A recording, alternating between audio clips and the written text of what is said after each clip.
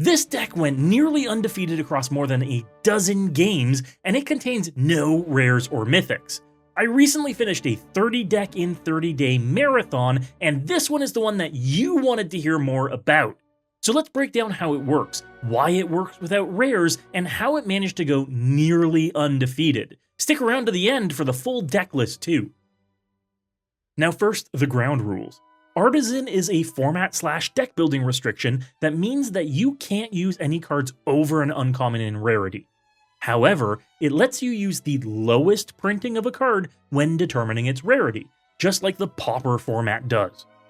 So you know how Rhystic Study is rare or mythic anywhere you see it these days? Well, because its first printing started out at common, it's eligible for inclusion under the Artisan rules. Its lowest rarity, not highest rarity, matters.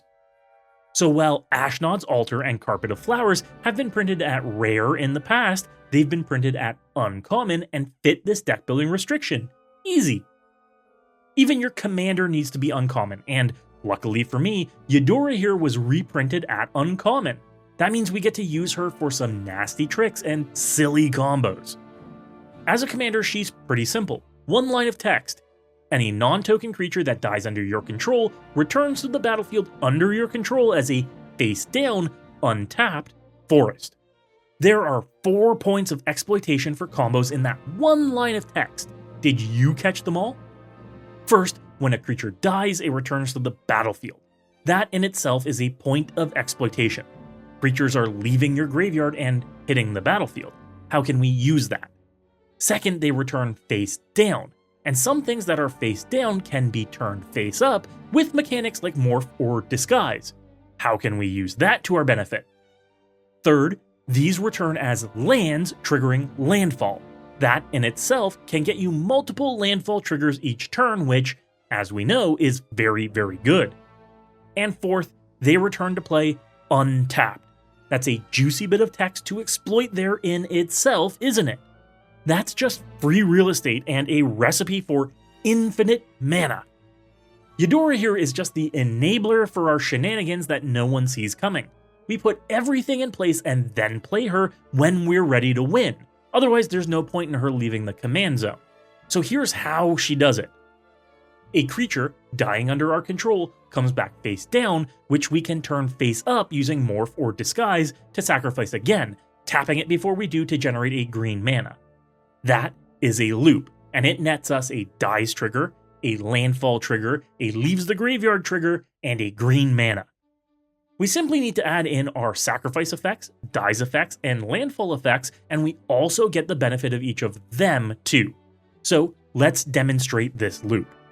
We have in play a Proteus machine, a spawning pit, and we've just cast Yedora. We sacrifice the Proteus machine to the spawning pit to put a charge counter on it.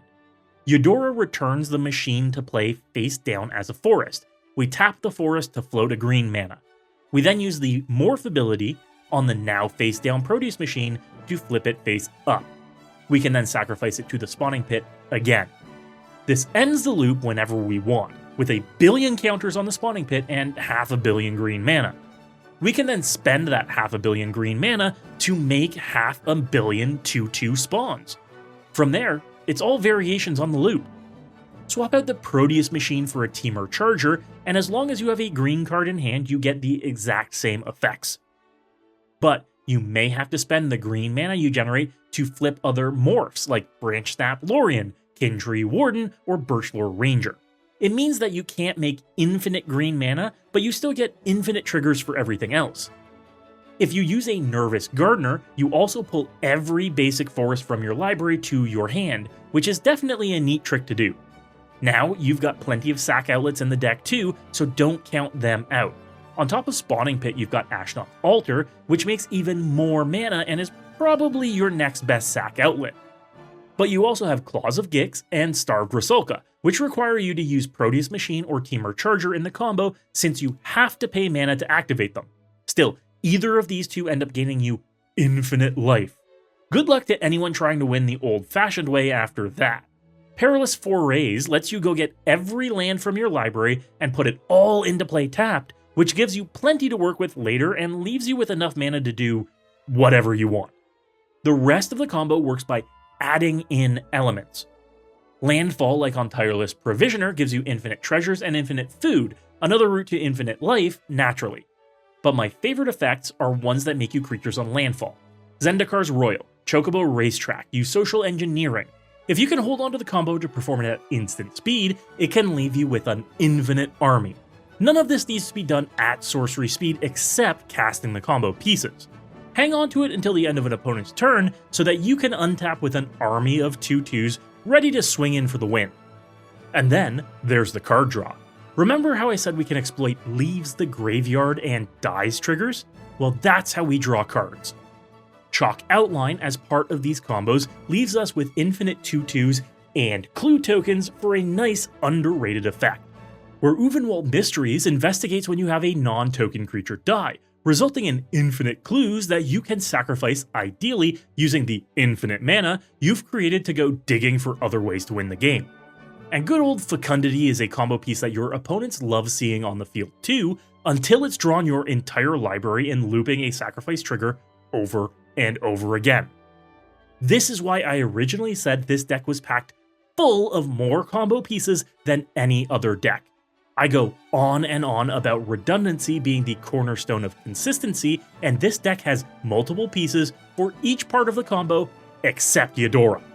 And that means we need to protect Yodora at all costs. Fortunately, that's not hard, even for a 5-mana commander. We can easily get to 5 or 6 mana, and from there we play the waiting game. Our ramp is on point because, well, green. Meaning we get to play all the good mana dorks, along with all the 2 and 3 mana ramp we could ever dream of in order to get us out ahead of opponents and queue us up to drop Yodora and go to town. And if you're lucky enough to be playing in a pod with a blue player, Carpet of Flowers gets you 3 to 4 turns ahead of the curve easily. But of course, interaction. Yodora dies to removal after all. So let's make her, not die to removal? Boots are a no-brainer here, as suiting up Yodora makes her basically untouchable. But green's very good at helping make her untouchable too. Cameo's Safekeeping, Tyvar's Stand, Veil of Summer, all 1-mana ways to nope away an opponent's sly attempt at stopping our combo. Safekeeping and Veil can save any permanent we control too, just in case opponents have ideas about going after a different key combo piece. Rapid Vigor helps protect your whole board from a board wipe, which I've used to bait them out in games and regenerate the whole board in order to untap and win. And the classic repeatable fog effect of Constant Mists is a great way to ensure that, if opponents try to focus you down, no they can't. With your ramp, you can easily stay ahead of the curve and still spare lands every turn cycle. But Chris, you shout at your screens, how did you pilot this pile to a historic win streak? Well, this deck won 12 straight games in a varying degree of ways with different lines. The first few pods I played were all against other Artisan decks like Balmor, Orami, and Rocco, and the deck started to speak to me and evolve.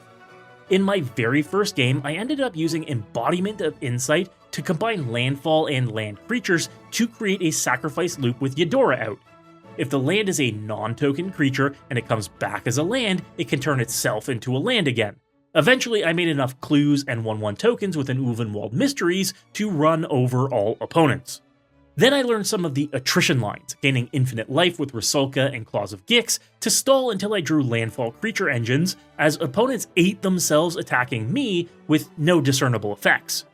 After that, I learned the power of returning lands to my hand with effects like Script Ranger, Chocobo Kick, and Kalni Gem, getting to rebuy crucial creatures that may have died like Eternal Witness, snagging a destroyed Ashnod's Altar, and heading to Combo Town with a Fecundity in play to dig. After a few straight wins, I knew that this deck was too hot for this pod and that they'd start the game targeting me. So I let it cool off and eventually played some more Artisan games with an all-Selesnya pod of Trelasara, Hamza, and Kadira. The very first game of the pod, I got stuck without one of my free morph creatures and had to stall with no other sacrifice outlets other than a Perilous Forays in play, until Seismic Sense got to dig me deep enough to grab a Temur Charger and let me pop off with Chalk Outline in play. These games were grindy with all that life gain, but the only thing that beats a million life is a 1,000,001 damage, so making infinite creatures took game 2 thanks to Zendikar's Royal and Ashnod's Altar. At this point, I realized this deck is doing too well against other Artisan decks. There's just not enough removal to matter at this level.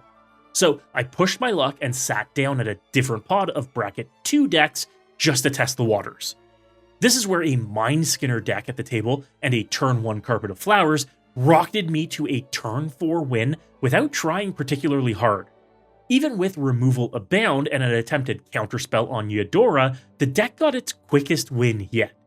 They all switched it up, but I stayed on the deck, looking to push its limits.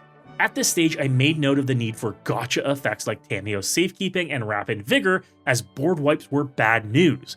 Not seen much at the Artisan level, but starting to see them at this level.